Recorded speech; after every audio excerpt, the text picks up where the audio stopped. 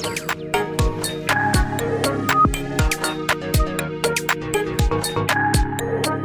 I'm Jeff Baumgartner with Light Reading Cable. I'm pleased to be joined by John Civiletto with Cox. So I want to talk to you a little bit about the status of Cox's cable plant. I think you guys were one of the few operators that made a jump to 1 gigahertz pretty early on. So is the entire network now 1 gigahertz, or kind of give us a picture of the status of the network? You bet. So Cox did make an investment over 5 years ago to start the process to rebuild our network. And through the course of that process, we rebuilt about 80% of our network to 1 gigahertz. The rest was already 860, and so we didn't rebuild that. That's been a great project for us. We've realized not just the advantage of having all that spectrum available to us, but also just the operational upside of having a nice, clean network that's running at the top of its game.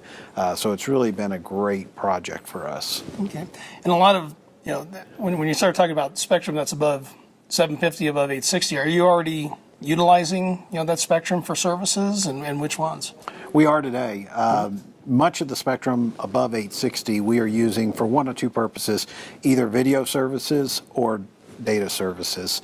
So those are the two devices that can tune above 860, and so we've got a number of our video services that are offered up there, as well as we have DOCSIS services up above that spectrum. Okay.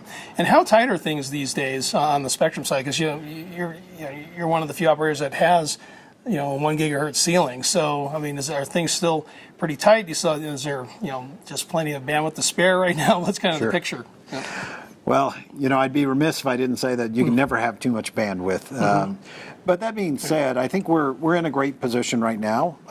We're using much of our spectrum, but that being said, we still have some headroom for growth available to us right now. So I think we're in a comfortable position. I think going forward, we'll continue to do things to optimize the network, but I'm really happy with where we're at today. Okay. And as far as splits, home to node splits, what's kind of the rule, or where are you guys right now? Like 500? What's the number?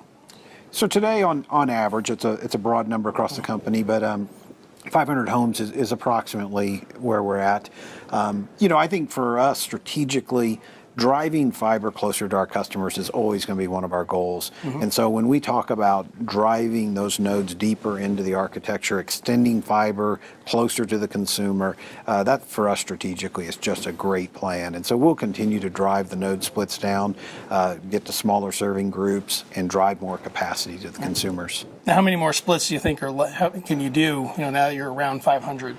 I think from that roughly 500 home pass, we definitely would do at least another couple of splits. I think after that, we'll have to see where the economics are at on what makes sense for the next step beyond that. All right, so if you get down to like 125 or something like that, I think the big question people will ask you is like, okay, so fiber to the home is the next step. I mean, would you agree with that? I don't, Jeff.